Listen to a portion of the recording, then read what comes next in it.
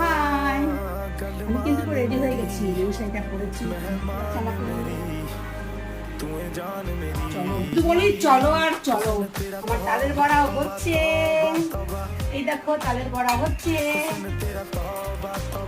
এই যে হয়ে গেছে, এবার ঠাকুরের সামনে দেওয়ার অপেক্ষা।